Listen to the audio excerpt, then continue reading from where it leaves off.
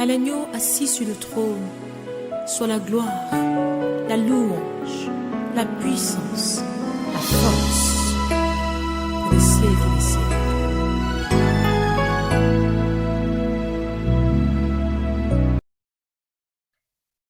Shalom, bien-aimés dans le Seigneur.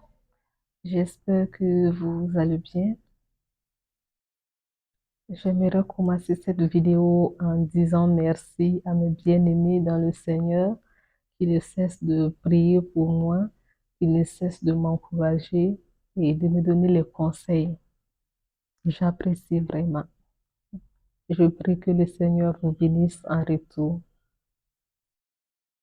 La dernière fois, nous avons parlé de la sacrificature chrétienne et j'allais aimer aller un peu plus en profondeur aujourd'hui. Et pour ce faire, j'invite tous ceux qui sont intéressés par ce thème de lire le livre d'Hébreux qui ne compte que 13 chapitres. Et les 10 premiers chapitres parlent de l'ancienne alliance, de comment Christ est devenu le médiateur d'une nouvelle alliance. Nous avons parlé du sacrifice d'animaux qui n'existe plus pour le pardon des péchés ni pour s'approcher de Dieu. Or, Romains 3, 23 nous dit que tous ont péché et sont privés de la gloire de Dieu. Si tous ont péché, or, sans la sanctification, nul ne peut voir Dieu. Comment aujourd'hui nous nous approchons de Dieu? Comment aujourd'hui nos péchés sont pardonnés? Jésus s'est lui-même donné à la croix. Il est l'agneau parfait qui a versé son sang une fois pour toutes pour le pardon des péchés de toute l'humanité. Et le troisième jour, il est ressuscité des morts. Il est présentement au ciel où, avant de partir, il a promis qu'il reviendra pour chercher tous ceux qui croient en lui, tous ceux qui se mettent à part pour lui. Jésus purifie tous ceux qui croient en lui. Il nous rend dignes de nous approcher de Dieu. Nous pouvons avoir l'éclaircissement de ce que j'ai dit dans Romains, le chapitre 8. Romains chapitre 8 du verset 1 en descendant peut-être jusqu'au verset 17. Ceux qui ont besoin de comprendre cela, vous pouvez vraiment lire après le passage de Romains chapitre 8, le verset 1 à 17. Le passage nous éclaire du fait que, une fois que nous croyons en Jésus, son esprit habite en nous. Donc, ce ne sont plus des efforts humains qu'on fait pour pouvoir plaire à Dieu. Par contre, son esprit en nous aide à être à l'image de Jésus. Son esprit nous enseigne, son esprit nous conduit. Et au verset 9, il est écrit au verset 9b, si quelqu'un n'a pas l'esprit du Christ, il n'appartient pas au Christ. Donc le Saint-Esprit est le signe qui montre si nous avons vraiment accepté Jésus. Et une fois que l'Esprit de Dieu habite en nous, nous devenons de nouvelles créatures à l'image de Dieu, qui sont capables de voir comme Dieu voit, qui sont capables de comprendre beaucoup de choses. C'est pourquoi tout ce que nous faisons désormais, nous le faisons au nom de Jésus. Tous les sacrifices spirituels que nous pouvons donner directement à Dieu, nous les faisons au nom de Jésus. Que ce soit les prières, nous les terminons au nom de Jésus. Pour dire que c'est vrai que nous devons, et d'après la parole de Dieu, nous ne devons plus suivre les anciens désirs. Nous devons marcher en nouveauté de vie. Mais même dans cette nouveauté de vie, nous nous approchons de Dieu au nom de Jésus. Jean 3,16 nous dit, car Dieu a tant aimé le monde qu'il a donné son Fils unique, afin que quiconque croit en lui ne périsse point, mais qu'il ait la vie éternelle. Nous allons lire également Romains 10, le verset 9 à 12.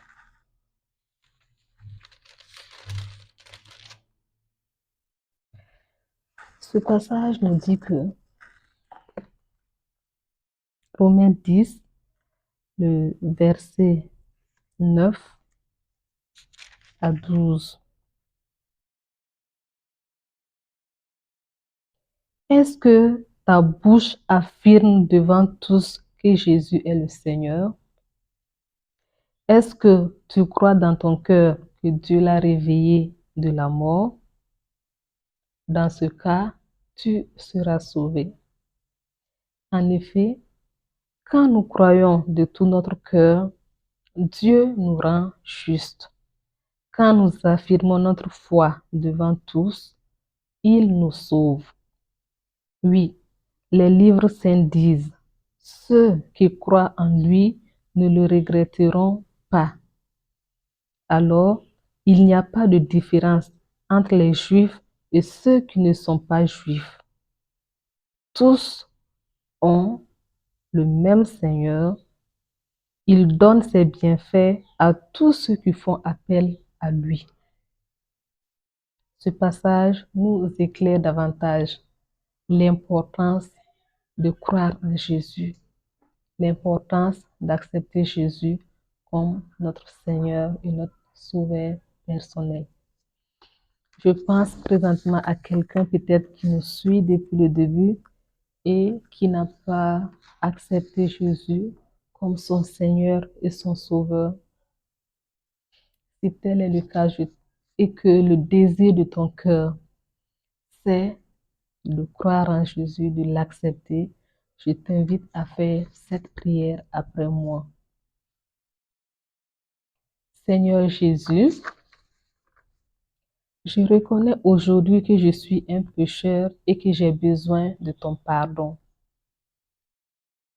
Je crois que tu es mort à la croix pour mes péchés et que tu es ressuscité d'entre les morts pour me donner la vie éternelle. Je viens à toi avec un cœur repentant et je te demande de me laver de tout péché.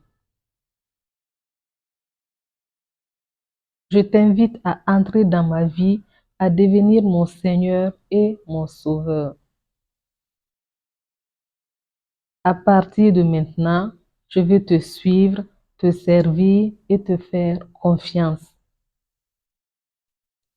Merci pour ton amour, ton pardon et le salut que tu m'offres gratuitement. Aide-moi à marcher chaque jour avec toi, à grandir dans la foi et à vivre selon ta volonté. Dans ton nom, Seigneur Jésus, je prie. Amen. Si tu as fait cette prière avec moi, je te dis bienvenue dans la grande famille de Dieu. Et je t'exhorte également à lire la Bible. C'est en lisant la Bible que tu connaîtras mieux ton Dieu et en priant quotidiennement. La prière n'est autre chose que de communiquer, de dialoguer avec ton Dieu.